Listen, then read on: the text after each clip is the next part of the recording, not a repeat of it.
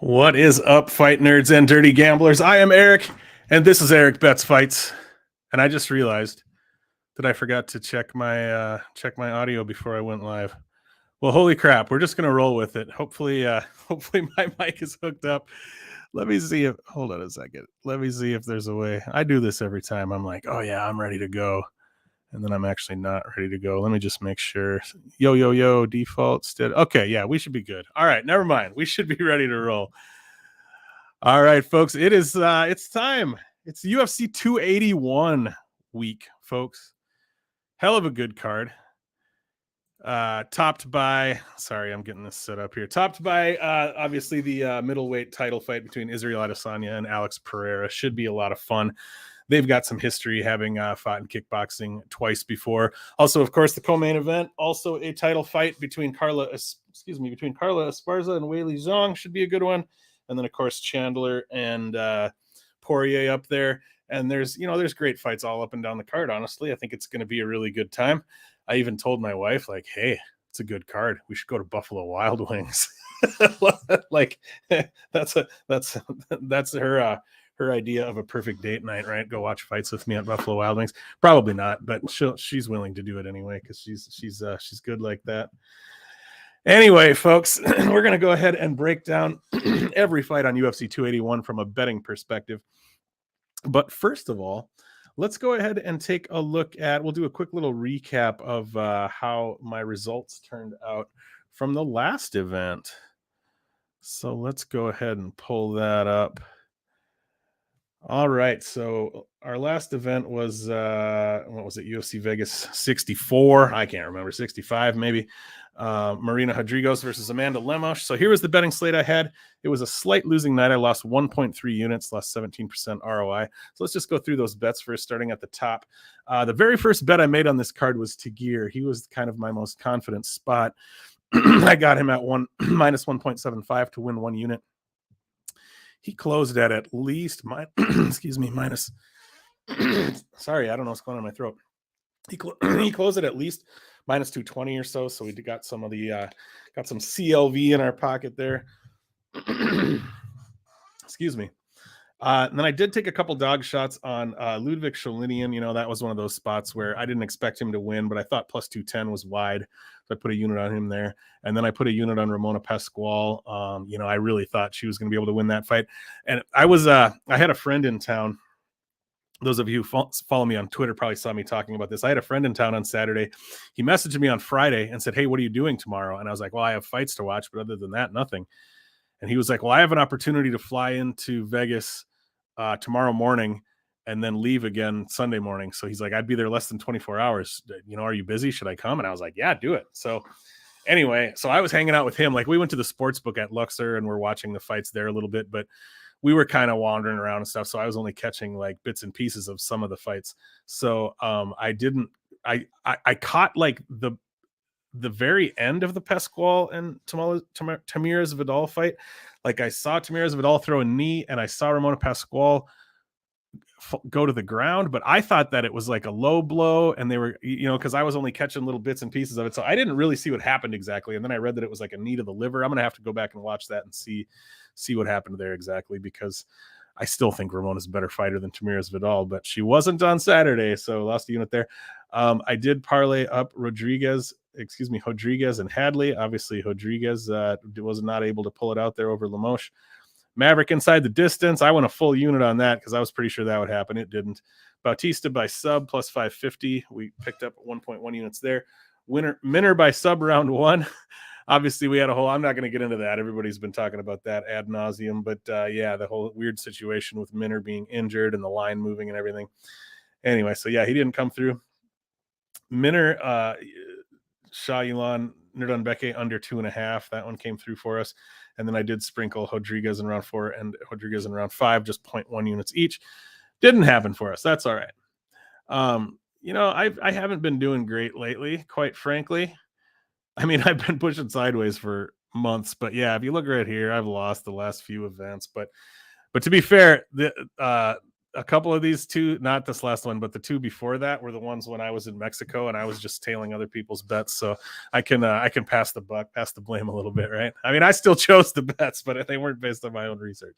Anyway, we're having some fun. As I always say, my unit size is really small. I'm not trying to be the best MMA gambler in the world. I'm not trying to get rich at this. I mean, if I did, great. Don't get me wrong. But yeah, I just do this to have fun. It's just a hobby. So yeah, if you're looking for the very best, most rock solid MMA betting advice out there, this isn't where you're going to get it. But if you want to just have a good time and talk about fights, I can do that with you. All right, let's go ahead and break these fights down a little bit. The first fight, I always do this. I forgot to and it's especially funny because I take so much time getting ready to do this video and I like double check everything and I'm like, yep, I'm ready to go and whatever. And then I'm always not ready to go. I don't have my notes here. Sorry. And I did the video last week without notes because I accidentally deleted all my notes and it went okay, but I still think it's better when I do have some notes. Anyway, first fight of the night is going to be at 205. Carlos Ulberg versus Nikolai Negumereanu. Ulberg sits at 6-1. Negumereanu at 13-1. And it's nearly a coin flip fight. We're seeing Ulberg at -120, Negumereanu at +100. A lot of times these Tapology odds are a little behind, but I think that is about correct as for where they're sitting right now. We do see, a pretty big height advantage. Ulberg's 6'4", Negumereanu at 6 foot. And if that's correct, anyway, it shows Negumereanu shows 1 inch of reach on him. So that's kind of unexpected. But even so, I didn't take a ton of notes on this fight because I don't really have a lot to say about it. I can see I've seen a lot of people saying like, okay, this is a great spot to bet on Ulberg. Like getting an Ulberg at almost a coin flip against Negumereanu is a just a honeypot of a betting spot.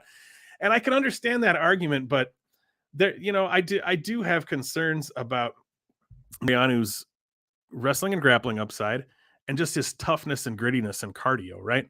I mean, Ulberg is the far more athletic guy and the far more skilled fighter, but if this game was just about figuring out who is the more skilled fighter, it would be a lot easier, wouldn't it? Because that's usually pretty easy to figure out.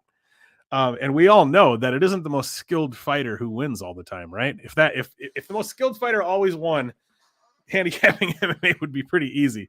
But there's just a whole lot of other things that come into it. We know Negumereanu has a head like a brick. He can keep coming forward.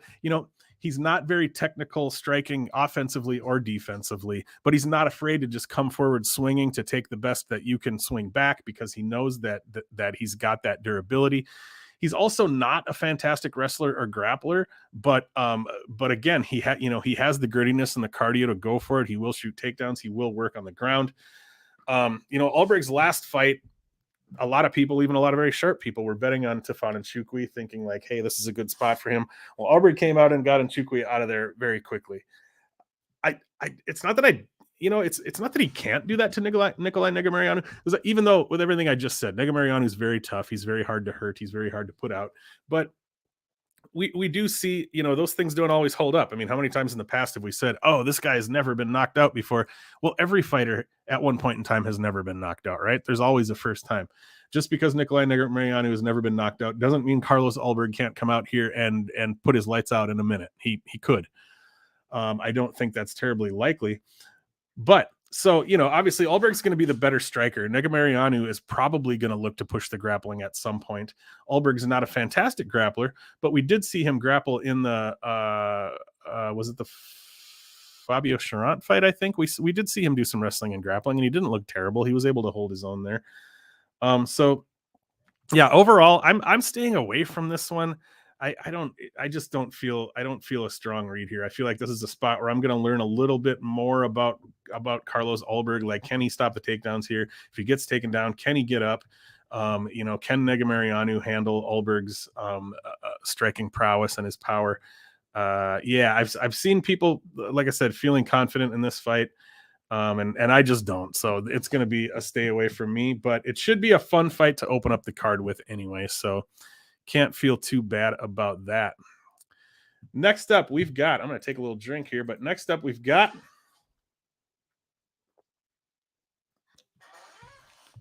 Julio Arce versus Montel Jackson.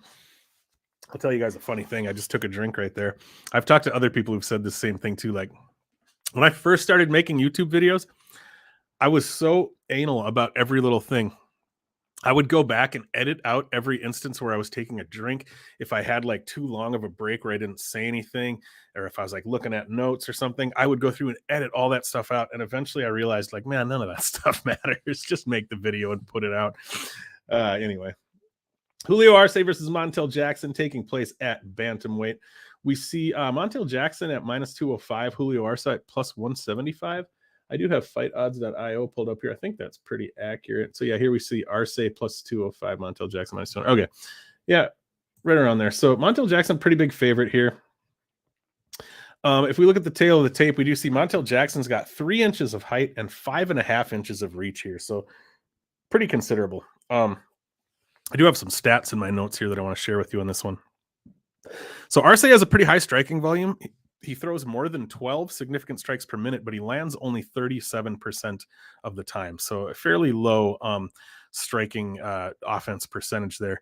Arce has been taken down only once on 18 attempts in the UFC. So that's something to keep in mind here. That's very impressive.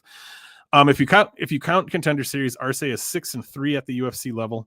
And also counting Contender Series, Montel Jackson is 6-2 at the UFC level. Julio Arce, he's a solid boxer with good, solid technical, fundamental boxing skills. He tends to start kind of slow in round 1 and pick up his activity later in the fight.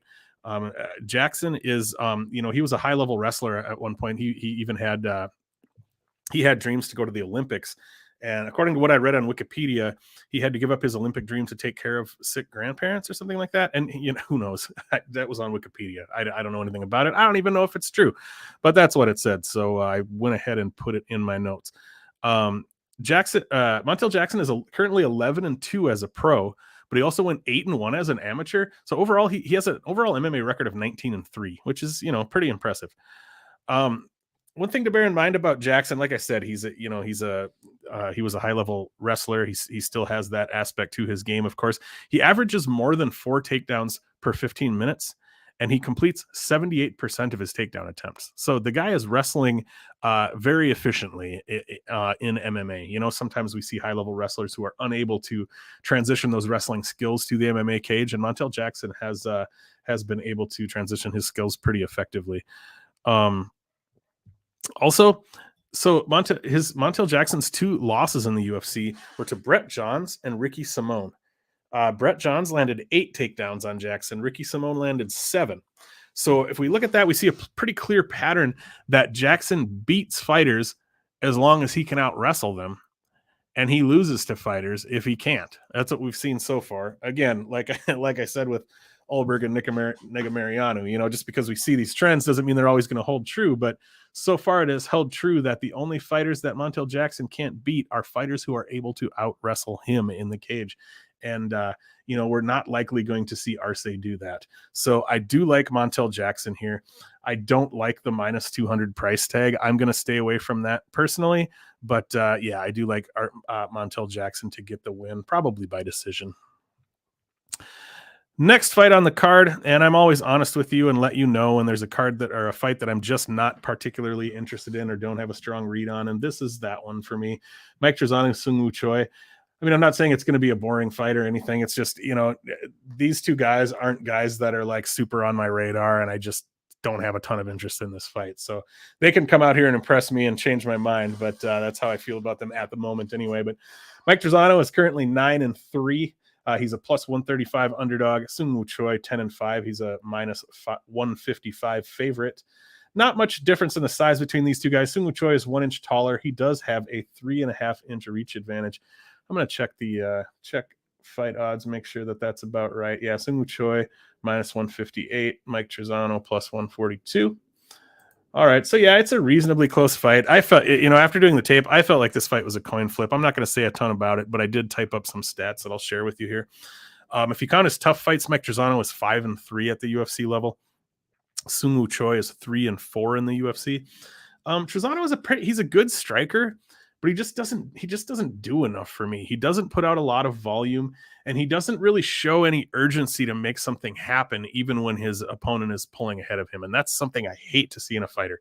There's almost nothing that frustrates me more in a fighter than for them to step in there, lose the first round because they're not putting out any volume, lose the second round because they're not putting out any volume. And then in the third round, you're like, well, clearly they're going to put out some volume. They're going to shoot a takedown. What they're doing so far is not working. So they're going to go out there and change it up. And then they just don't. There are instances where we have seen Trizano crank it up a little bit in the third round, but just generally speaking, that's a trait that I hate in fighters, is when they just stay even keel and they don't show any urgency to change anything, even though it's clear that they're losing. It's just like, well, what are you doing? And I'm just an armchair guy here. I understand. I'm a fat, out of shape guy. I know that people get tired and it's easier said than done to crank it up and to change what you're doing. But it's like, when you're a professional fighter and you're in there in front of millions of people and it's your job on the line. And I just don't understand how you don't just go for broke when it's clear that you're losing. But anyway, yeah, he'll put a jab out there. He'll put a leg kick out there. If his opponent gives him a slow pace, he'll just kind of accept that slow pace and roll with it. And I don't like that. Like against Hakeem Dawodu, we kind of saw him do that. He did. I think in that fight was one where he did crank it up a little bit in round 3. But my read before that fight was basically that I did bet Hakeem Dawodu in that fight, if I remember correctly. My read before that fight was Dawodu is, the better technical striker, but also he's just going to put more volume. He's just going to pick him apart, and Trizano's just going to hang out and let it happen. And largely that's what he ended up doing. And he struggles to kind of put that respect or fear in his opponent that keeps them from confidently asserting their game plan. He struggles to land that big shot that gets in somebody's head and kind of changes what they're doing. Seung-Woo Choi, honestly, I have a lot of the same things to say about him. He's kind of also sort of a slow-paced striker who doesn't necessarily show a lot of urgency a lot of the time. Yeah, I'm trying to look at my notes here and see what else. Never mind. Like I said, I don't have a lot to say about this fight, so now I'm like, I should say more about it. But if I don't have much to say, I'm just going to leave it at that. No interest in betting anything in this fight. No interest in this fight, period, to be honest. So I'm just going to move on to the next one. Next up, we've got Karolina Kowalkiewicz versus Silvana Gomez-Juarez. This fight is taking place at strawweight. One thing that interests me about this fight right off the bat is there's a lot of talk about Karolina Kowalkiewicz being old, right? And I know there's a difference between the years, on your birth certificate or whatever you want to say, and then the years in the cage. Fight years they take a lot out of the body. But what we haven't been hearing about is the age of Silvana Gomez-Juarez, and guess what? Silvana Gomez-Juarez is older than Karolina Kowalkiewicz by almost a year. They're both 37. Karolina's barely 37, and Silvana Gomez-Juarez will turn 38 next month. So she's got some miles on her as well, though not as many fight miles. Although I guess really Karolina Kowalkiewicz only has 20 professional fights and Gomez-Juarez has 15, so not that different. Kowalkiewicz has been at the higher level longer, more experience at the UFC level, of course. But anyway, this fight is pretty much a coin flip. They're basically the same size, both 5'3". Kowalkiewicz does show a 1 inch height advantage. Excuse me, 1 inch reach advantage, but I don't think that's going to make a big difference here necessarily. And yeah, looking at fight odds, yeah, it's about the same. The fight sits at about a coin flip, which feels about right to me. Kowalkiewicz, she's 5-7 in the UFC. Her last time out, she won a fight against Felice Herrig. Before that, she had dropped 5 in a row, I think, which, if I'm not mistaken, is a women's record for the UFC. Obviously, there are fighters who've dropped more than 5 in a row. BJ Penn dropped 7 or 8 UFC fights in a row. But I think for women, I spent quite a bit of time looking this up, not this week, but like last time before she fought Felice Herrig, I was looking up and trying to, because besides MMA, my big thing is trivia. So I love figuring that kind of stuff out. And I'm like, man, I don't think there's another woman who's ever lost 5 fights in a row in the UFC. If you know of any, let me know down in the comments there. But anyway, She snapped a 5-fight losing streak with a submission over Felice Herrig her last time out, and I thought she looked pretty good. Karolina Kowalkiewicz has always been a solid fighter, but she's never anyone who's really impressed me. She doesn't blow my hair back, so to speak. But I thought she looked pretty good in that fight, and she got her first ever. Well, it was definitely her first submission at the UFC level. Was it her first submission in MMA total? I think it might have been, but I can't remember for sure. We saw in Silvana Gomez-Juarez's UFC debut versus Lupi Godinez that there is a path to victory over her in the wrestling and grappling. So could that be a potential path to victory for Karolina Kowalkiewicz? I mean, maybe. We did see her use the wrestling and grappling in her fight with Felice Herrig. Obviously, she is nowhere near the wrestler that Lupi is. I mean, Lupi is an excellent takedown artist. I'm not saying that Kowalkiewicz is going to be able to do what Silvana Gomez-Juarez Kowalkiewicz probably isn't going to be able to do to her what Lupi did to her, but I'm just saying, generally speaking, that could be a path to victory here. Silvana Gomez-Juarez is very dangerous on the feet, which is usually where Karolina looks to fight. But this is not a spot where she's probably going to want to do that. When you're a 115-pound woman, you don't usually have to worry too much about being KO'd clean in the cage, right? Silvana Gomez-Juarez is a 115-pound woman who can put your lights out. So that's something that Kowalkiewicz really needs to be aware of here. She is a kickboxer, but she's a pitter patter kickboxer. She's not somebody who's gonna knock your lights out. She's gonna use her movement and use her technique to touch you up with punches and kicks, and she does that well. But the longer you hang out on the feet with Silvana Gomez-Juarez, the more danger you're putting yourself in to be KO'd. So I would think that the smart thing to do would be for Kowalkiewicz to use her grappling here. I'm just saying, I don't know that we can trust her to do that. I also don't know that she has the level of wrestling to have a ton of success going that route here. So that's, so I see why the fight is a coin flip. It makes sense to me. I do lean Silvana Gomez-Juarez slightly here. I like her to potentially find the knockout, but it's not a fight that I feel, really, really strongly about as far as my read or my pick. So I'll be staying away from that one from a betting perspective. Trying to remember. Well, we'll look at my bets when we get to the end. I'm trying to remember if I put a sprinkle on Silvana Gomez-Juarez by KO. I might have. We'll check. That's how my dumb short-term memory works. So it's always fun for me to go back and look at my bets too. Like, I was thinking about betting this. Did I or not? I can't remember. So we'll find out. Next up, we've got Otman Azaitar versus Matt Frevola. Matt Frevola's got that dope Tapology picture where he looks like Indiana Jones or something. Otman Azaitar with an undefeated record of 13-0. Matt Frevola sitting at 9-3-1. Nearly a coin flip fight here again. Frevola shows 1 inch of height and their reach is the same. So no real size advantage either way here. And yeah, it looks about the same on fightodds.io. Azaitar -117. Matt Frevola can be had for +105. So Azaitar, he's undefeated, 13 wins. 12 of those came by finish, and 7 of those were first round KOs. So the guy has won 13 fights. 7 of them were knockouts in the first round.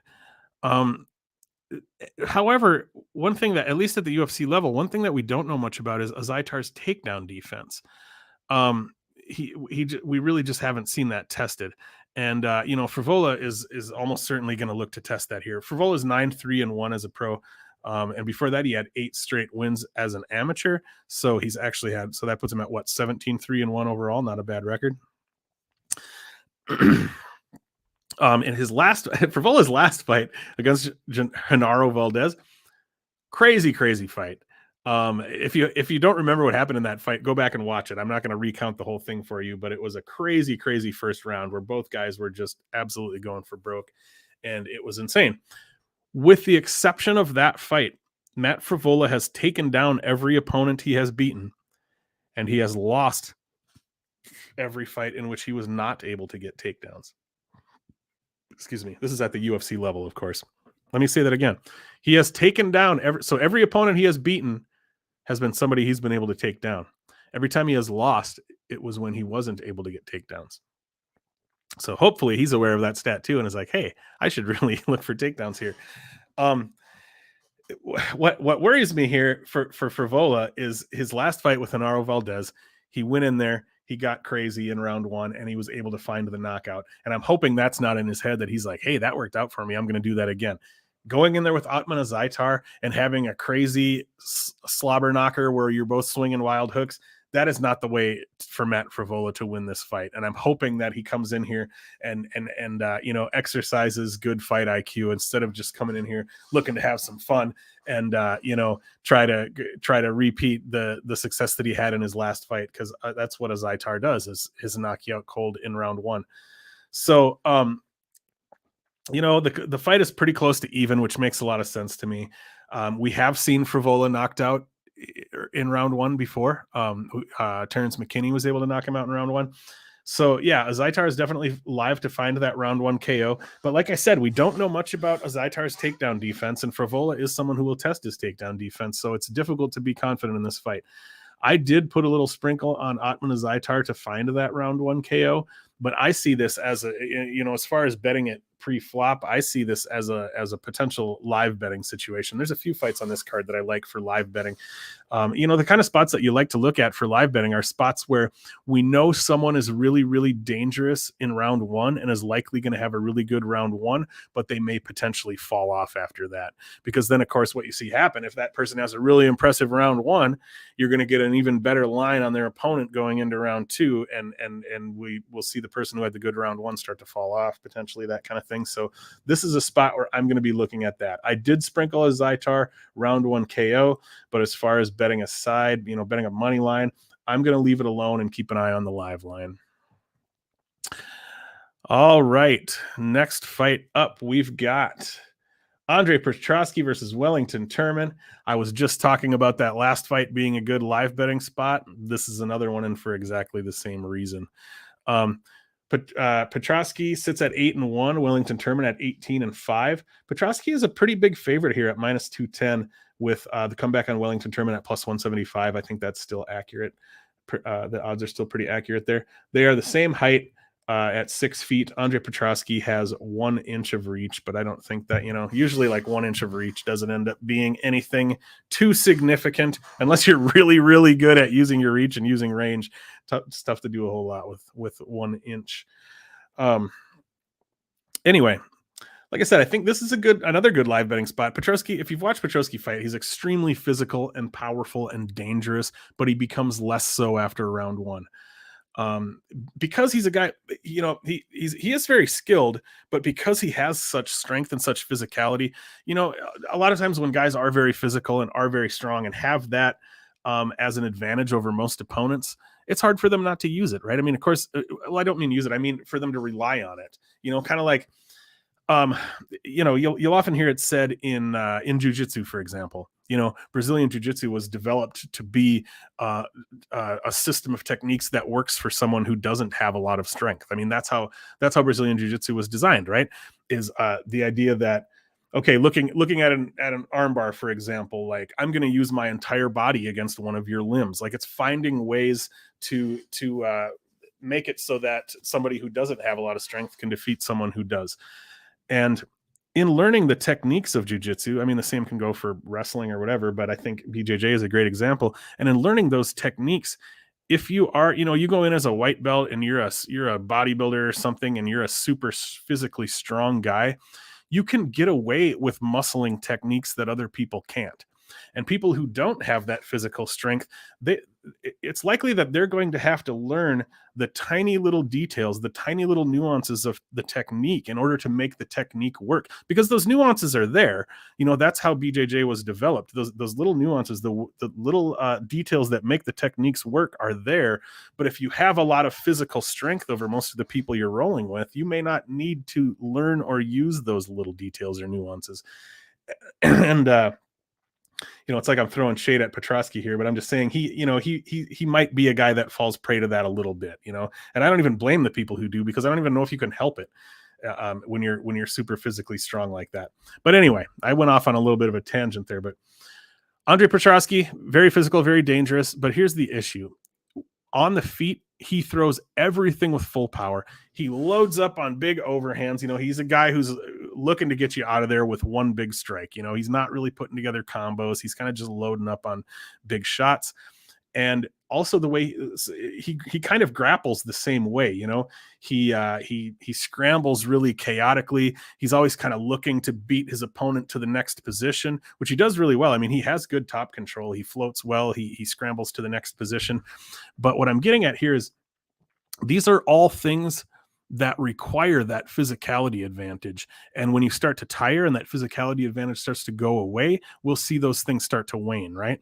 What your ability to throw huge, massive hooks like you're swinging a baseball bat.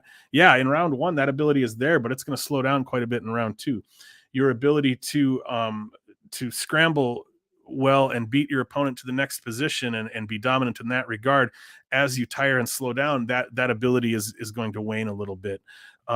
So that's kind of why, like, I guess I get why Petroski is at minus 210, because he does have a lot of physical advantages here. And Turman is he's skilled, but he's a guy that's been a little bit disappointing at the UFC level so far, right? Like he's kind of a guy who, I mean, he did come through and beat Misha Serkinov in his I think that was his last fight. And he was an underdog there. I'm pretty sure. I wasn't expecting him to win there. So that was an impressive performance. You know, it's not the guy, like the guy's a total scrub, but he hasn't been super impressive at the UFC level. But if Wellington Turman survives the first, let's say 4 to 7 minutes, because Petroski, you'll even see Petroski slow down at the end of round one sometimes. He does fight pretty well through exhaustion. I'm not saying he death gasses and just can't fight at all, but I'm saying you noticeably see him slow down and become less dangerous. He continues fighting. He continues trying to win the fight, but he's just not as dangerous anymore, you know, even toward the end of round one and getting into round two. So this is, again, a spot where I like the idea of hanging back and looking for a live bet. It's very possible Petroski's going to come out here and finish Turman in round one, but if he doesn't, I think we're going to see Petroski start to slow down. I think we're going to see Turman. I mean, Turman is a very capable grappler, and he's, you know, I would say, technique-wise, he's a better boxer than Petroski. You know, Petroski's going to be throwing those big overhands, but then when he slows down, Turman's going to be able to probably start putting together combos on him, as Petroski just kind of waits to throw those big overhands. Turman is a very capable grappler. As Petroski slows down and gets a little weaker and isn't able to scramble to positions as quickly, I think we could see Turman start to get the upper hand there as well. So, yeah, if I was going to bet this fight pre-flop, Turman would probably be the way to go, because we're getting good dog money on him there, but I'm going to stay away from this one. Keep an eye on round one and keep my finger on that live bet button. All right. Oh, I should give a pick, because my homie Brian is, you know, he tracks like 23 different YouTube people who make picks, and he puts them all in a spreadsheet and tracks us. So yeah, hit me if I'm forgetting to make picks on some of these, Brian, just shoot me a message. But yeah, I am going to pick Petroski here, but yeah, not super confidently. All right. Next up, Erin Blanchfield versus Molly McCann. Taking place at flyweight, Erin Blanchfield, cold-blooded. She sits at 9-1 with Molly McCann at 13-4. We see Blanchfield as a huge favorite here at minus 390. Come back on Molly McCann plus 310. Actually, I think Blanchfield minus 390. Okay. Yeah, that's plus 334. Okay, yeah. Pretty huge favorite here. Erin Blanchfield, 23 years old to Molly McCann's 32. She's almost 10 years younger. They're both 5'4". Blanchfield shows a 6-inch reach advantage. I didn't notice that. That's pretty significant. I mean, she's not a great striker, but even so. Obviously, the story on Erin Blanchfield, she's known as a dominant and suffocating wrestler, right? She shows something like, doesn't she show like, hold on, let me see if I can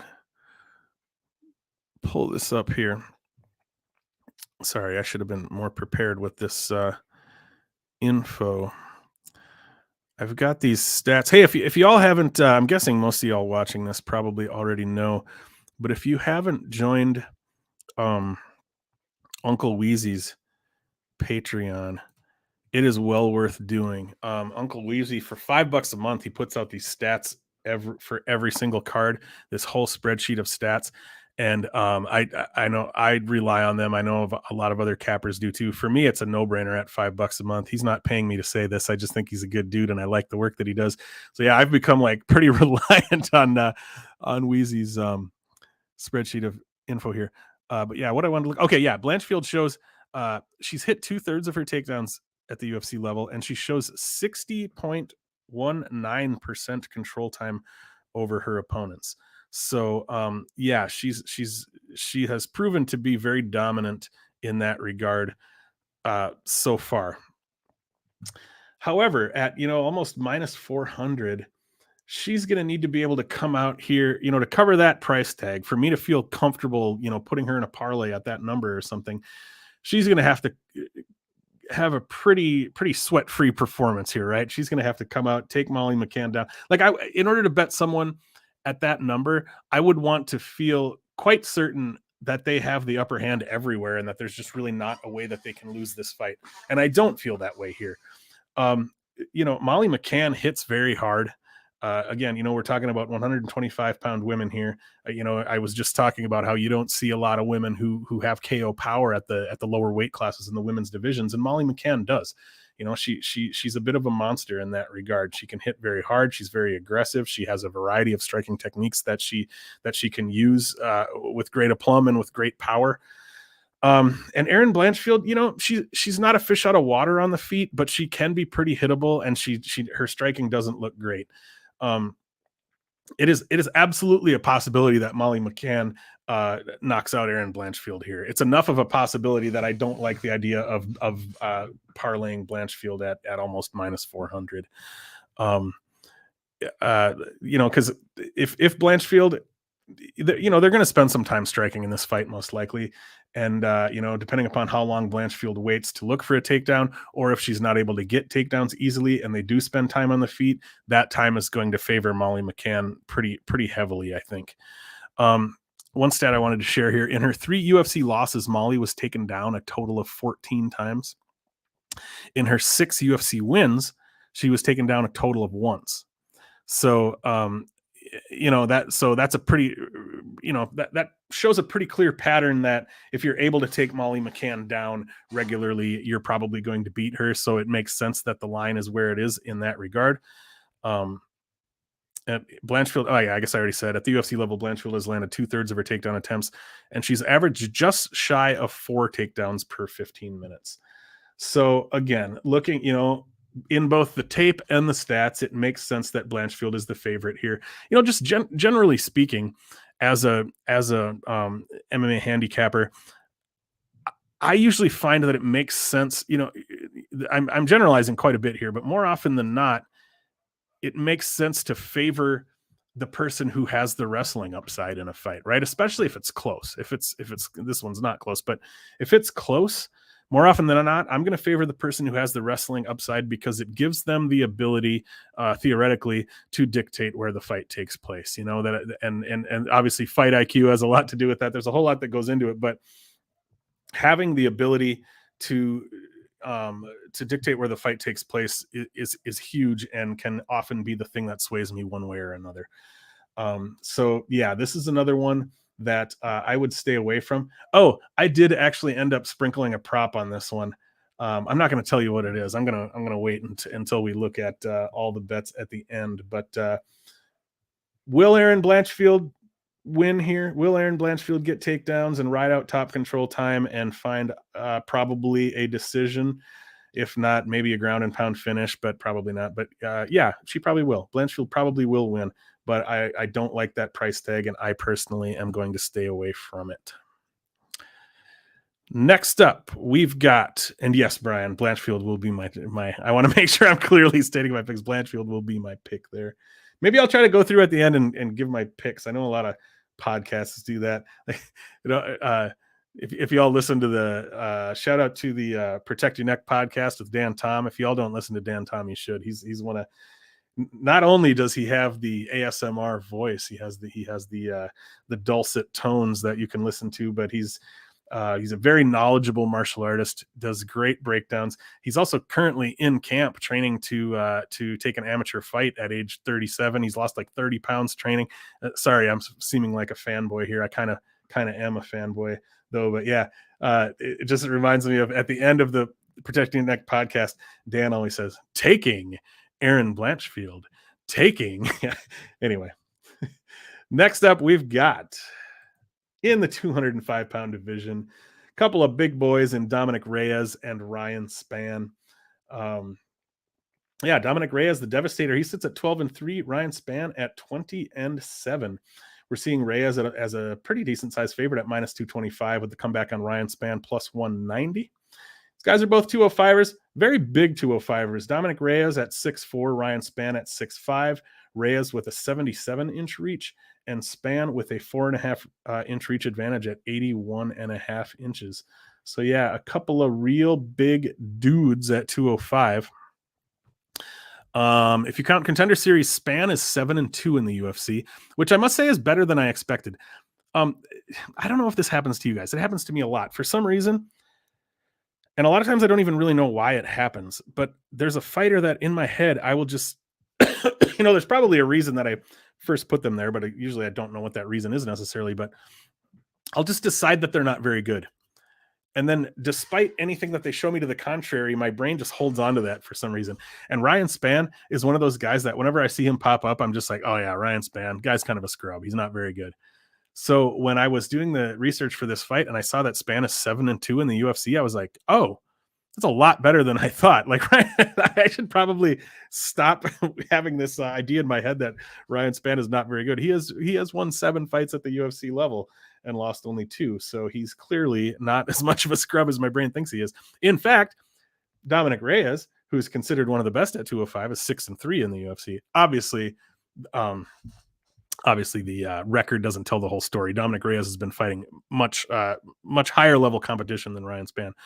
But even so, Reyes kicked off his UFC run with 6 straight wins, and he's now dropped 3 in a row. But if we look here, the 3 in a row that he's dropped were against Jiří Procházka, Jan Blachowicz, John Jones. So yeah, I mean, literally the best 205ers in the world. So that's okay. Reyes is a guy who's, he's accustomed to having a size advantage in his fights, and that's not going to be, did I say 3.5? 4.5? Yeah. Spann is 4.5 inches, but yeah, so he's at a disadvantage in the size here, which is something that he's not accustomed to.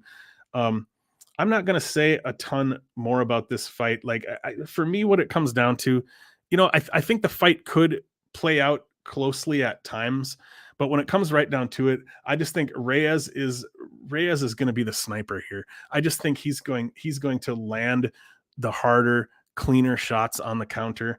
Even if it is playing out closely on the feet, I just think, Reyes is the smoother, slicker striker who's just going to land the better, cleaner shots.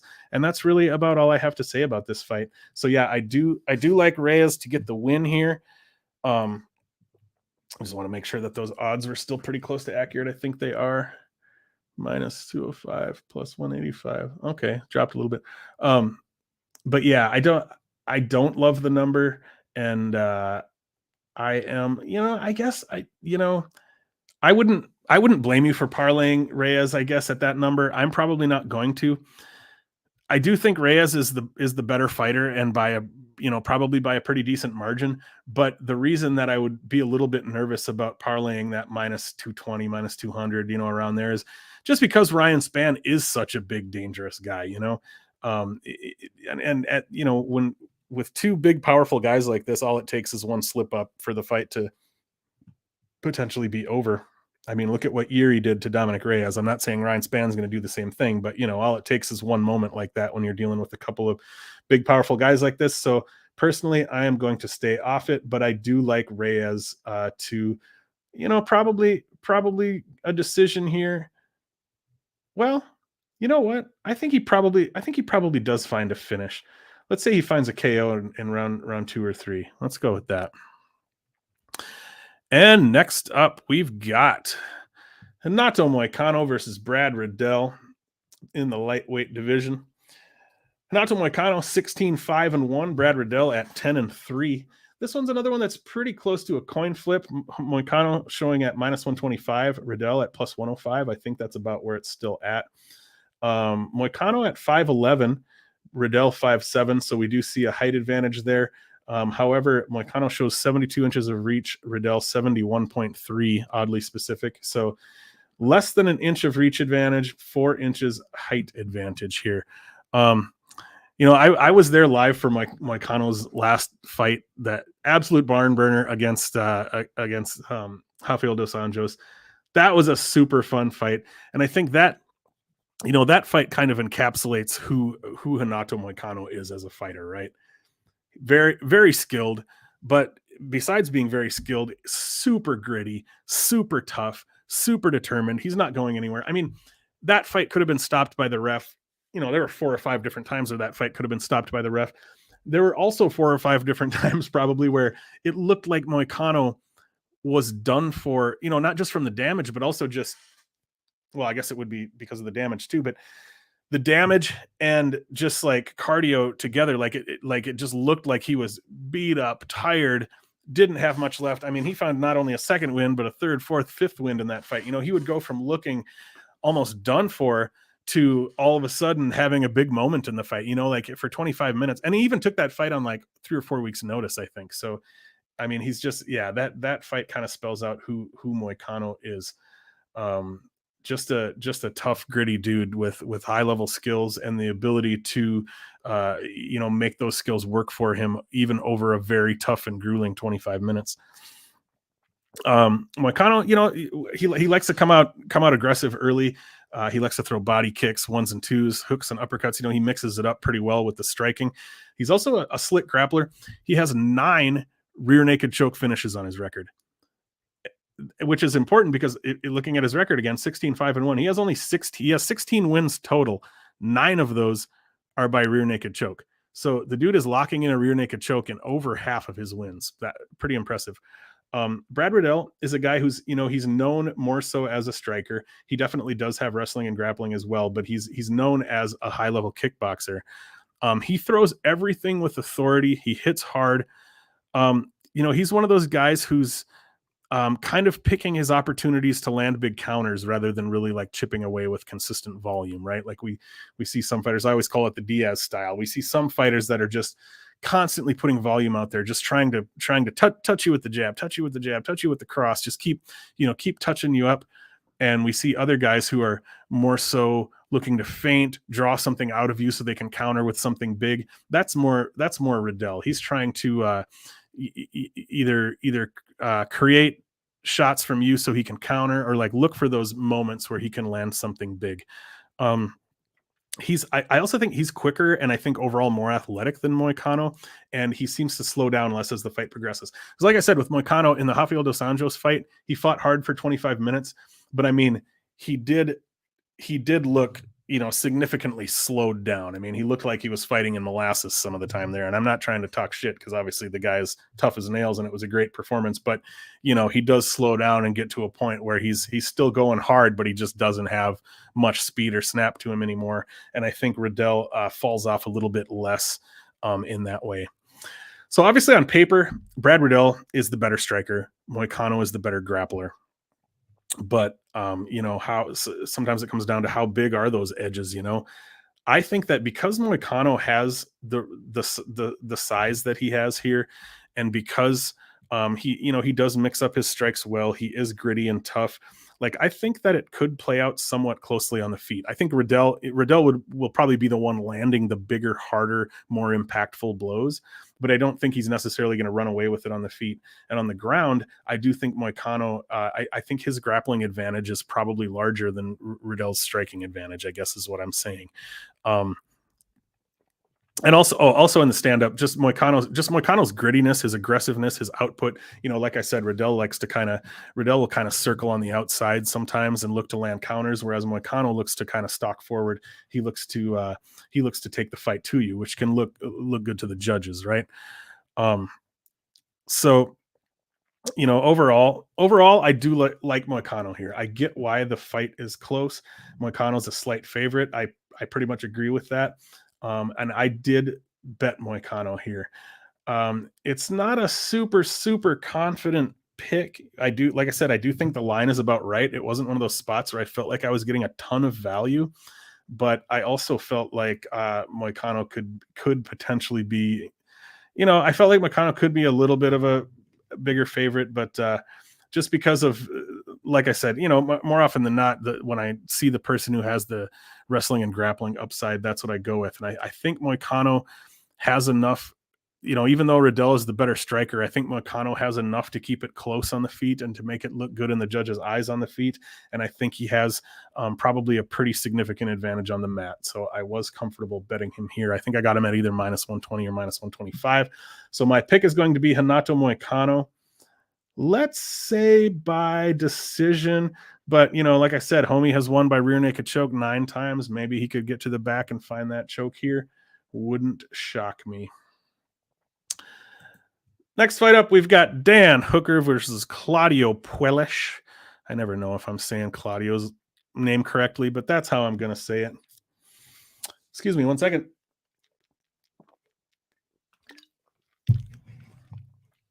And this fight is taking place. This fight's at lightweight, right? I forgot to write that. Yeah, I think so. Because, yeah, okay, it is. Because Hooker dropped to 145 for his last fight, and it didn't go particularly well for him. And I think he's back to 155 here. So Dan Hooker, obviously, been around the UFC a long time. Tough guy. He's won some, he's lost some, but he's definitely has been a significant fighter in this weight class. Sitting at 21-12. Claudio Puelles, the Prince of Peru, at 12-2. Shows Dan Hooker at -160 here. Yeah, actually, I think that's pretty close to where he's still at. -140 even. Puelles +136. Dan Hooker, 6 foot. Claudio Puelles, 5'10". So Hooker's got 2 inches of height. We also see Hooker's reach at 75.5, 72 for Puelles. So we're seeing a 3.5 inch reach advantage over there. So like I said, Dan Hooker dropped to 145 for, I think that was his last fight, right? Yeah, against Arnold Allen. I did bet Hooker there. Obviously, that didn't go my way. Arnold Allen was able to find the round 1 KO, if I remember correctly. And I've seen a lot of talk of Hooker being shot, of Hooker's chin being gone and stuff like that. And, I rewatched the Arnold Allen fight to as part of my tape study for this. And I didn't find that to be the case. I didn't think Dan Hooker looked bad in that fight. I mean, he lost. He was not the better fighter that night. But to me, it wasn't one of those performances where it was like, oh yeah, this guy's shot and he's done for, and it was a terrible performance. I think he got bested. I mean, Dan Hooker's never been a very fast, athletic kind of guy. He's always been a little bit slow, a little bit, he looked, going down a weight class, he was at even more of a speed disadvantage there. And he just couldn't keep up. And but I didn't think it was a terrible performance. I didn't take that away from it. And I know a lot of people seem like they did and are kind of writing Dan Hooker off based on that performance. And I'm not willing to do that. So, but and also he was cutting to 145. He's back up to 155 here. Another thing that, if on paper you look at like, okay, Hooker has lost 4 of his last 5, but again, let's see who he lost to. Arnold Allen, 17-1. Islam Makhachev, 20-1. Michael Chandler, 21-5. Dustin Poirier, 25-6. He's lost 4 of his last 5, but it's to like the best lightweights in the world, and Arnold Allen, one of the best featherweights in the world. So it's one of those things where, like, I think we can give the guy a pass for dropping 4 out of 5 to those fighters, right? First thing that stands out to me about Claudio Puelles is he's got 3 knee bar wins in the UFC and another on tough. So if you count tough, he's got 4 knee bar wins at the UFC level, which is almost certainly, I didn't look this up, but almost certainly a UFC record. I can't think of anybody else who has 3 knee bar wins. I think there's only been like right around 20 knee bar finishes in UFC history, if I remember correctly, maybe even less than that. I think there's only been around 20. And Claudio Puelles has 3 of them and hasn't even been in the UFC that long. So he could very well find more. And also the greatest part, he claims he doesn't even train the knee bar. He literally, he's like, yeah, I don't even train that in the room. It just, I see it and it comes up and it's there. Like that's pretty badass if it's true. But yeah, as far as a breakdown for these two, the dynamic between these two guys' skill sets, Claudio Puelles needs to get this fight to the ground to get the finish. and I'm not sure that he can. As Daniel Cormier loves to point out about Claudio Puelles, his takedowns are just not that good. How often do we see that? That's almost like a particular archetype of fighter at this point, right? Like Rodolfo Vieira would be another example, like the venomous grappler who can't get the fight to the ground. We like, oh, great. Mackenzie Dern would be another one. Yes, very dangerous submission artist, but they don't have very good takedowns. That's almost become like a meme at this point. And I don't think Claudio Puelles can take Hooker down, at least not consistently. He might be able to find one, and a lot of times what we've seen with Claudio Puelles is fighters who have lost to him by submission have sort of followed him to the ground, or have sort of they've just willingly gone to the ground with him. I don't think Dan Hooker will do that. I don't think Claudio Puelles will have much success finding the takedown on Dan Hooker. And I think Dan Hooker is going to be the much better striker and should be able to eat Claudio Puelles up. I mean, unless Hooker really has fallen off a ton, and I'm wrong about that, Hooker should be able to eat Puelles up on the feet. So, I'm almost picturing this even playing out like a Ryan Hall fight, for example, how Ryan Hall will just constantly go for that Imanari roll, and it's all he's got. He's just constantly rolling for it. If we watch the why is his name escaping me now? Ryan Hall's fight with never mind, I can't come up with the name, but anyway, yeah, he'll continue to just roll for that ankle and be unable to find it. Like, I feel like we could see, not like Puelles is a total fish out of water striking. He'll do some striking here, but I feel like we're going to see Puelles just over and over again trying for, kind of piss poor half-ass takedowns that Dan Hooker is able to stop, and then Hooker's just going to follow up with strikes. So when I finished the tape on this fight, I found Hooker at minus 170-ish.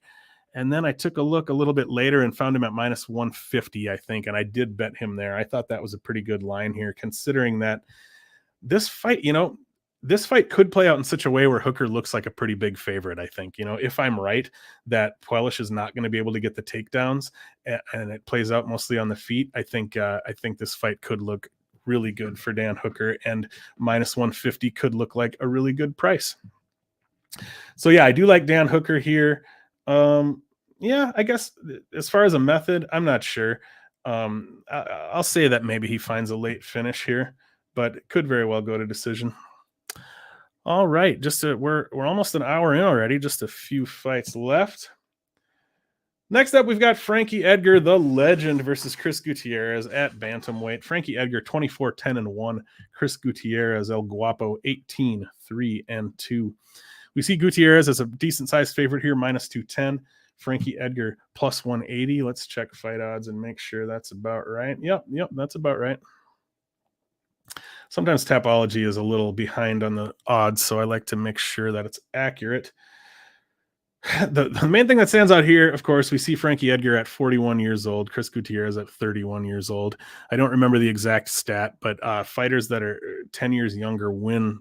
It's somewhere in the neighborhood of 65 to 70% of the time, I think. So they do win quite often.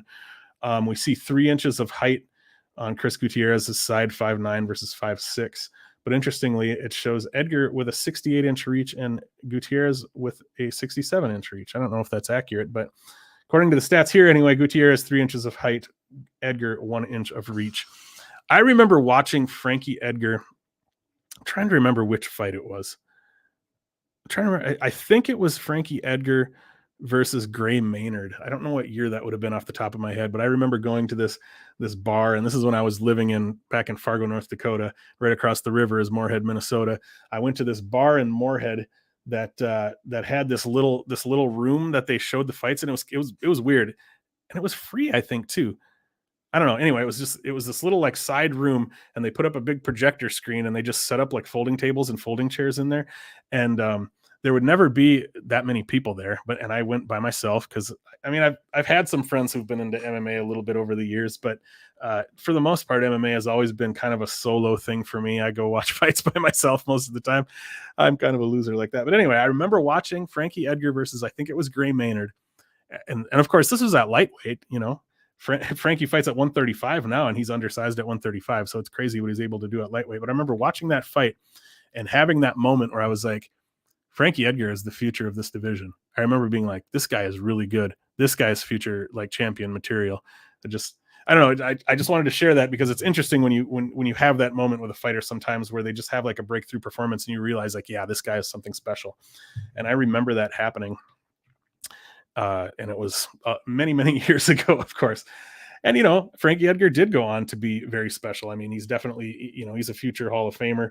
One of the, maybe not the very, very top greatest lightweights of all time, but up there, maybe not in the conversation of like the very, very top, but certainly in somewhere up in that vicinity anyway, enough about that.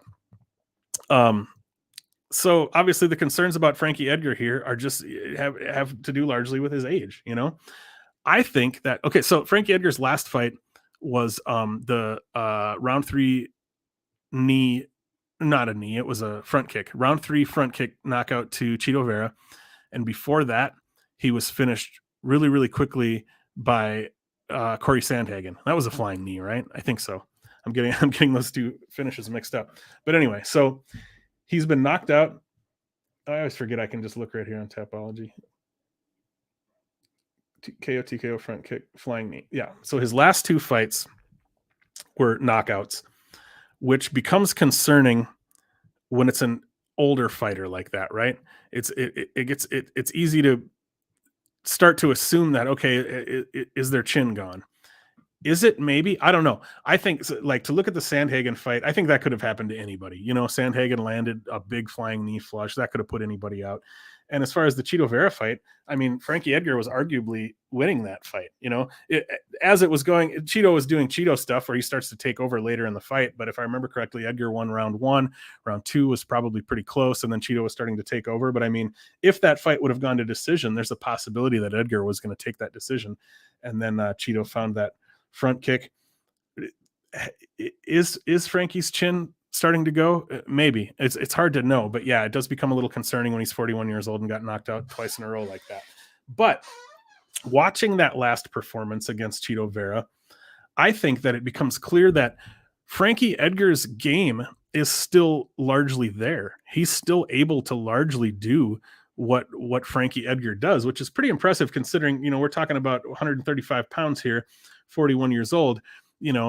Typically, 41 years old at heavyweight or light heavyweight doesn't matter that much because you still got your power, your speed and reaction time doesn't matter as much. Obviously, at the smaller weight classes, you get older, that speed and reaction time starts to drop off, and you're dealing with younger guys who still have that speed and reaction time. It becomes a huge issue. But I think he showed in the Chito Vera fight, he's still largely able to do what he does, which is using a lot of movement. He's constantly moving. He's always using a lot of lateral movement. He's always kind of in and out. Never really gives his opponent a chance to set much up because he's just moving. He's coming in and out with punches, and then he finds his moments to land takedowns. That's pretty much his game right there. Constantly moving, coming in with punches, mixing it up, finding the takedowns when they're there, and then riding out that top control. Excuse me. Sorry, I talked about Frankie a lot. Let's talk about Chris Gutierrez a little bit. His last fight was an impressive KO of Dana Batgari. It was a spinning back fist, follow-up elbows on the ground. And you got to think that Chris Gutierrez is probably riding that high a little bit, right? What he did, he was able to find a big finish over a dangerous guy in his last fight. You got to think that he's probably coming in here. He knows Frankie Edgar is a legend. There's, a lot of times when it's a younger guy, there's got to be a little bit that feeling that like, oh, I'm going in here against a guy I grew up watching. So there's probably a little bit of that. But at the same time, you got to think Gutierrez is probably feeling, I did that to Dana Batgari, I can do that to Frankie Edgar too. He's got to be feeling pretty good here after his last performance. I do think there exists a world in which Frankie Edgar comes out here at 41 years old, does Frankie Edgar stuff, gets takedowns, rides out top control, and wins a decision here. There's a world where that happens. I would not be shocked if Frankie Edgar is able to put together that performance here.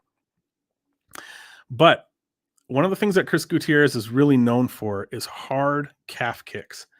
And I think that if he's able to land calf kicks on Frankie Edgar here, he can take away a lot of Edgar's game. Because like I said, Edgar's game is movement, exploding forward with strikes, exploding forward with takedowns. And it's going to be, potentially difficult to get, a lot of those leg kicks with the way Edgar is always using his movement. But if Gutierrez is able to land even a few of those leg kicks, just chop away at him a little bit to slow down his movement, I think he can largely take away Frankie Edgar's game to some degree. So even though an Edgar, a wrestling-based decision is certainly not out of the question here, I think it's more likely that we see Gutierrez use those leg kicks, probably stuff Frankie's takedowns and outstrike the smaller, older man to a decision or possibly a late KO. If Frankie's chin is kind of gone and has been affected by those last two, then I think there's a good chance that Gutierrez finds a KO here. But I think we could see it go to decision. So, but yeah, this is another spot that, considering that I do think Frankie Edgar has a path to victory, I don't necessarily love the -210 on Chris Gutierrez. I'm probably going to stay away from this one.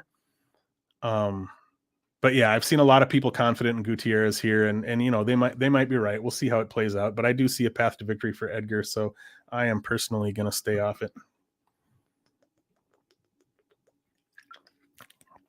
But as for a pick, I'll pick Gutierrez. All right, 3 fights left, I think, right? Yeah. Next up, we've got Dustin Poirier versus Michael Chandler. Dustin Poirier 28-7, Michael Chandler 23-7. We see Poirier as a -200 favorite. Actually, I think he's up even higher than that now. Oh, he can be had for -180. Okay. Yeah, he's -220. Yeah, he's more like -220 in a lot of spots. Come back on Michael Chandler +186. Let's see.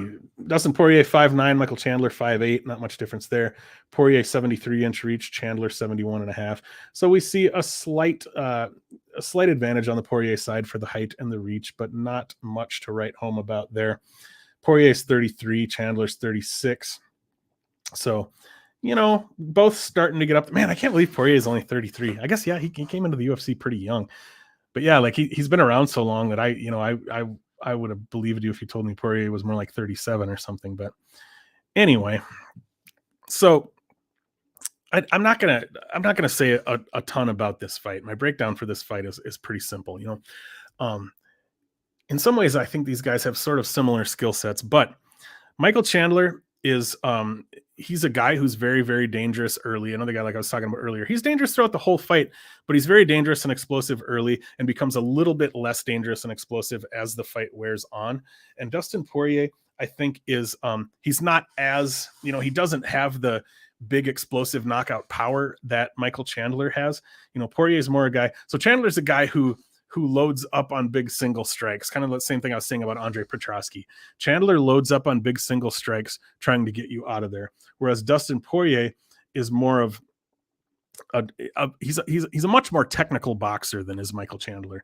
He's a guy who puts out volume, mixes up his combos well. We do see Dustin Poirier find finishes, but when he finds a knockout, it's not usually one big shot that puts somebody down. It's that he hurts them. He's got their back on the cage. He flurries, mixing it up to the body, the head, coming with hooks and uppercuts until the ref steps in. That's what a Dustin Poirier knockout looks like more often than not. So here, Michael Chandler will be dangerous early, with his big knockout punches, but Poirier is tough. Poirier is hard to put away. I see Poirier surviving the early onslaught and putting it on Chandler down the stretch. Will he get him out of there? I don't know, but I do like Dustin Poirier here. By the time I finished the tape, he was at -220. But he had been like -160, -170 just a day or two before that. If I had gotten to the tape on this fight sooner and found Poirier at -160, I probably would have bet him. But, once he got up to that -220 mark, I did not like that nearly as much. So I do like Poirier here, but I'm going to stay away from it. If you like, yeah, never mind. Yeah, I don't have much else to say about this one. It should be a really fun fight, but I'm gonna stay away from betting it. This might be a good spot to keep an eye on for the live line too.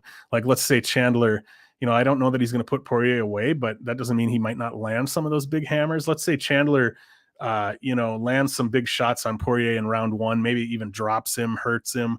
then we could get a better line on Poirier going into round 2. So I might just approach this one that way. Next up, we've got the co-main event of the evening. We've got Carla Esparza versus Weili Zhang at strawweight. Esparza 19-6, Weili Zhang 22-3. Let's see if those odds are correct. So here we show Weili Zhang minus 325, but even up to minus 400 or higher in spots. Carla Esparza can be had for plus 320. So yeah, Carla Esparza is a really big underdog here. Looking at their size, Esparza is only 5'1", Weili Zhang 5'4". They both show a 63-inch reach. So Esparza's the smaller woman here, but that's something that she's accustomed to. At 5'1", she's almost always been smaller. Obviously she fought Rose recently. Rose is, I think, 5'5" or so.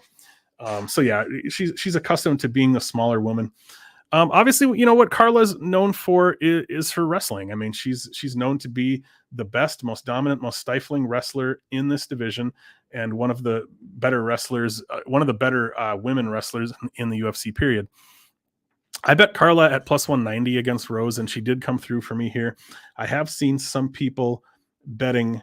It shows the odds are backwards here on Tapology. It shows Carla as the favorite. So anyway, that's wrong.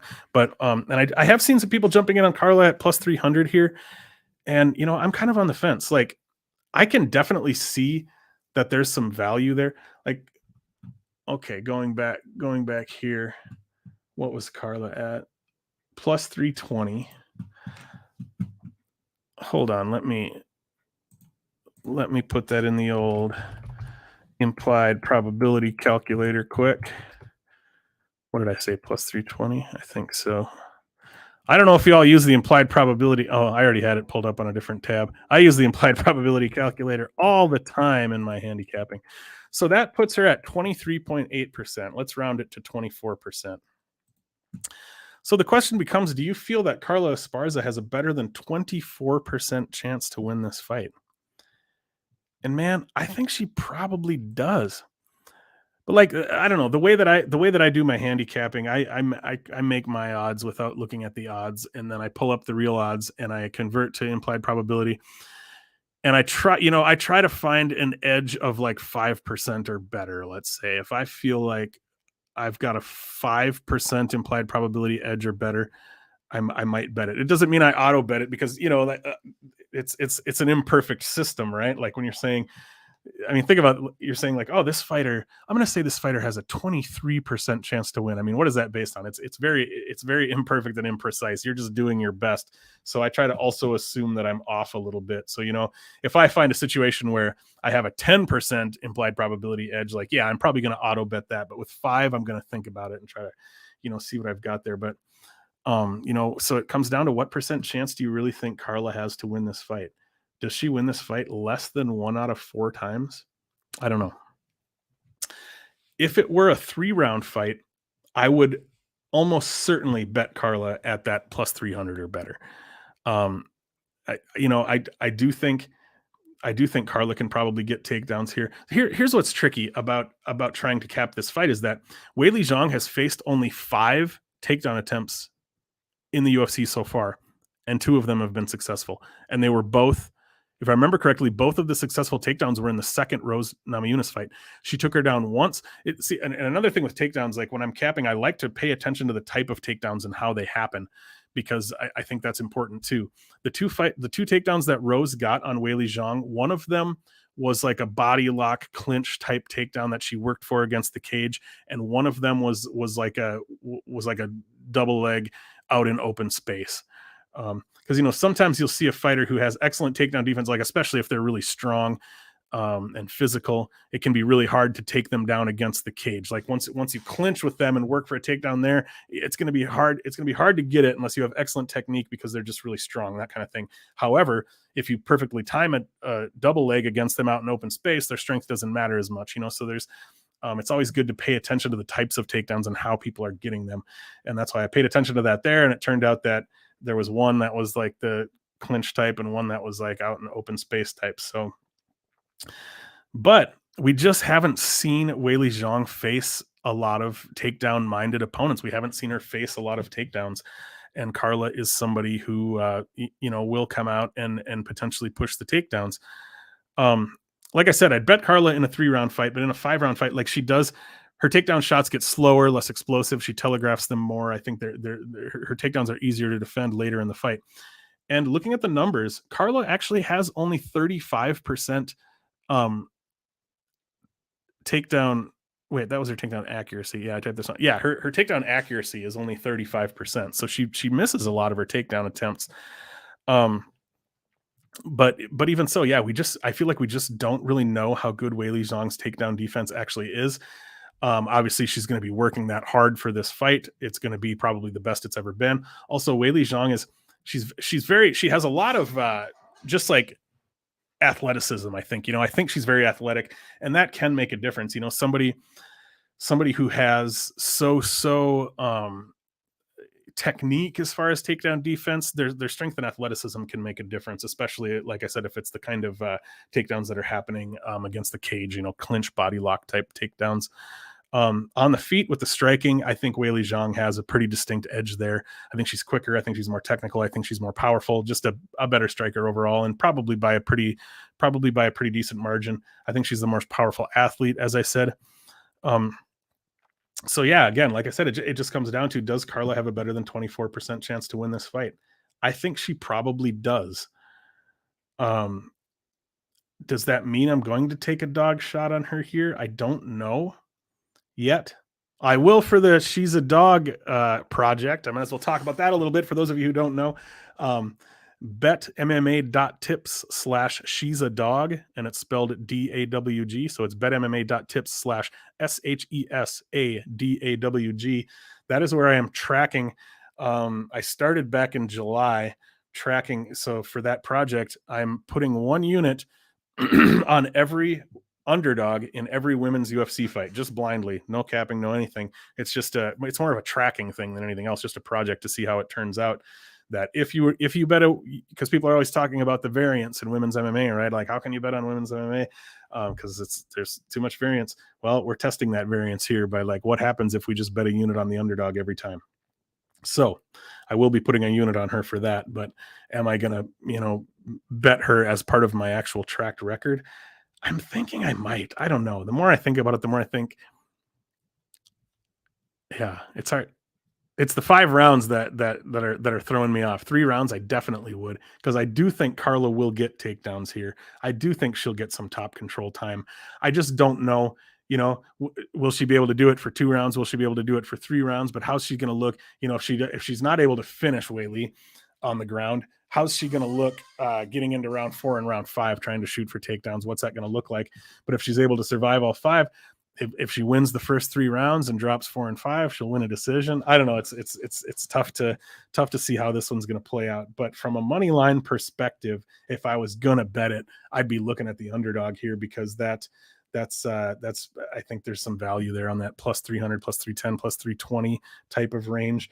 So I do think I'm going to pick Weili to win, but from a betting perspective, I prefer Carla. And especially if we see this line move anymore, if we see Carla get to even better, I'm definitely going to end up taking a shot on her here. Sorry, I could have muted before I did that. That was rude of me.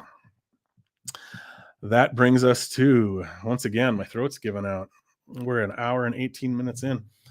That brings us to the main event of the evening. For the middleweight title, Israel Adesanya versus Alex Pereira. Everybody knows the story of this fight, right? Israel Adesanya 23-1, Alex Pereira 6-1. We're seeing Izzy at minus 180. I think that's about right. Yeah, minus 175. He's up minus 200 a lot of spots. Pereira can be had as high as plus 185. They're both 6'4", both have an 80-inch reach. Actually surprises me a little that they're the same height, same reach, same weight, because Pereira definitely looks like Izzy looks like a he's kind of more like the Anderson Silva, John Jones style of body type, right? Like he's very muscular, but he's a little bit thinner and more wiry, right? Whereas Pereira is a little bit more bricked up. Like if looking at them, it looks like if they were the same height and had the same reach, Pereira would be the heavier guy. Well, also he probably is, because if you've looked at Pereira has posted pictures of himself stepping on the scale. I don't remember the specifics, but he does drop and gain back a lot of weight. So yeah, by the time they get in the cage, Pereira will have, probably will have a decent bit of weight on Izzy here. So, everybody knows that these guys fought twice in kickboxing previously. And as I said in my write-up this week in the Never Hedge Substack, the majority of my tape study for this fight consisted of watching Dan Hardy's breakdowns of these two kickboxing bouts. If you don't watch Dan Hardy's breakdowns, they're great. He's on YouTube and on podcast platforms as well, but he did a full breakdown of both of their kickboxing bouts, and I was kind of running out of time to watch tape, and I was like, you know what, instead of trying to watch all their tape and figure it out myself, I'm gonna let Dan Hardy break these down a little bit for me. So but yeah, Pereira did win both of their kickboxing fights, if I remember correctly. He won one by decision and he won one by knockout. But, actually watching those fights does tell you a little bit more. It's not like Pereira was completely dominant in them or anything. Izzy was definitely having his moments, and, even winning. If I remember correctly, the fight where Pereira got the KO, Izzy was looking good in that fight and was potentially winning that fight up until the moment that the KO happened. And so I think that tells us a lot about the dynamic between these two. Pereira is known to have huge power. He's got that massive left hook. If he lands that left hook on you, it's pretty much lights out. He just put Sean Strickland out with that left hook in his last fight. It was the left hook that he used to knock out Izzy in their in their kickboxing fight. One of their kickboxing fights. Israel Adesanya is much more of a finesse kickboxer. He's much more of a he's not really the big one hitter quitter knockout punch kind of guy. He's quicker than Pereira, more elusive than Pereira. Probably, all things considered, higher level skills than Pereira, but Pereira has that massive power, that massive knockout power. Izzy obviously is much more experienced in MMA. The big question in this fight becomes, I think, is Izzy going to use a full MMA game here, right? Excuse me. Not that Pereira has no grappling at all, but he's pretty new to training grappling. And Adesanya, even a few years back, I don't know if he's been doing any lately, but a few years back, he was doing some grappling competitions. He was obviously been the middleweight champion for a while. The guy's all in on mixed martial arts at this point, right? He understands that just being a kickboxer is not going to do the trick. And he was working very hard on his grappling game. And he has a pretty solid grappling game. He doesn't actively look to use it. As far as a path to victory, as far as the easiest path to victory, looking to use his grappling game is probably his easiest path to victory here, right? But so often we see fighters not use their easiest path to victory, and there's reasons to believe that Izzy won't do that here. Part of it being ego, I think. Like he wants to. Obviously, this is a different sport, but I think that he's going to want to show that he's the better striker, because that's still really where his ego lies, right? He knows he's a great MMA fighter, but that's mostly based on his striking. Like, could he decide later in this fight, if things aren't going well, that he's going to shoot a takedown or clinch up and try to trip Pereira to the ground or something?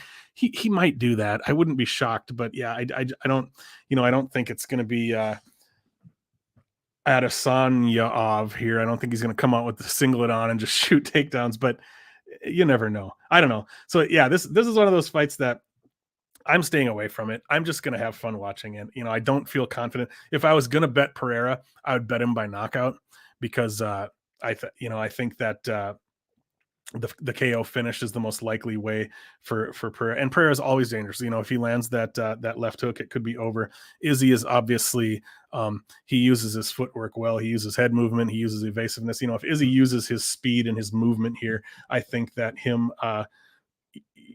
Izzy, out voluming and outlanding his way to a decision is the most likely outcome. But I don't feel super confident in anything here. I'm going to go with Israel Adesanya as my pick, but I am not going to bet anything on this fight, at least not right now.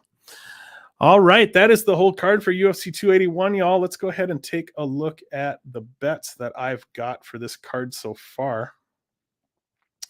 So if you want to see my bets, you can always look at betmma.tips/erikblock. That's ERIKBLOCK. My bets are always free.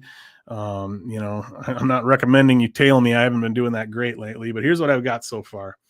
I've got Daniel Hooker at -152 to win 1 unit. I've got Renato Moicano at -120 to win 1 unit. Oh, I did bet Gomez-Juarez. Okay, I didn't remember that I did that. I've got Gomez-Juarez at -105 to win 1 unit. I also bet the under 2.5 in Frevola Azaitar. You know, like I said, I think it's likely that Azaitar finds that round 1 KO. And if he doesn't, we don't really know much about what Azaitar's cardio looks like going later into the fight. But with how hard he swings and how hard he goes for it, I think it's reasonable to expect that he could slow down and Frevola could, either find a knockout or implement the wrestling. I like this fight to go under 2.5. So I bet that at -170 to win 1 unit. Ulberg versus Negumereanu, I bet the over 1.5 at -155. Like I said, there's a possibility that Ulberg could, chin check Negumereanu and show us that, that durability, nobody's durability holds up forever. Could happen, but I see this fight going over 1.5. I did parlay together Aaron Blanchfield and Montel Jackson. And, I always do this with parlays. Like, I'll tell you, like, oh, I don't like these lines and I wouldn't play them. But then, I end up parlaying them anyway. I think we all do that. Well, people who are pro gamblers who are doing this to actually put food on the table probably don't. But people who are gambling for fun like me, there'll be a line where I'm like, I don't think there's any value on that line. I wouldn't bet it, but I'll parlay it. So I'm not saying it's the smartest idea, but hey, I'm here to have fun. So I did it. Poirier versus Chandler, I bet the over 1.5 there, -130. Like I said, I think Chandler is dangerous early. He does find round 1 KOs, but Poirier is tough. I definitely see this fight. If there's a finish, I think it happens later in the fight. Moicano, okay, the reason I did this, like I said, Moicano is really good at finding the back and finding the sub. But rather than betting Moicano by sub, sometimes I dig into the stats a little bit and have a little fun with this. I looked through Moicano's record. All of his, there might have been one that was in round 3. I can't remember, but I think all or 95% of his submission wins have been in round 1 or round 2. So instead of betting the sub prop, I sprinkled a tiny bit on round 1 at +1100, round 1 sub, and a tiny bit on round 2 sub at +1500. Like I said, I did go with the prop in the McCann Blanchfield. McCann by KO was +650, which I thought was a pretty good number. Like I said, obviously I can only win one of these because I've got Blanchfield in a parlay up here, but I just thought that was a +650 for her to win by KO is kind of a nice number because Blanchfield is pretty hittable.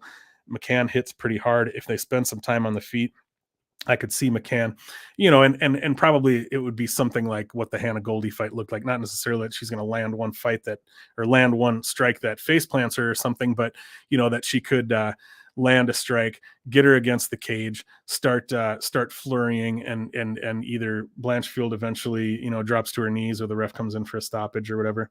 And then I did also sprinkle 0.1 unit on Azaitar by TKO round 1 at +350. So I've got a bunch of little props going here. So yeah, that is my betting slate for UFC 281. That's all I got for you, folks. I hope you enjoyed that. We went about an hour and a half. My throat is starting to hurt a little bit. I had a good time breaking those fights down. I hope you all had a good time watching and or listening.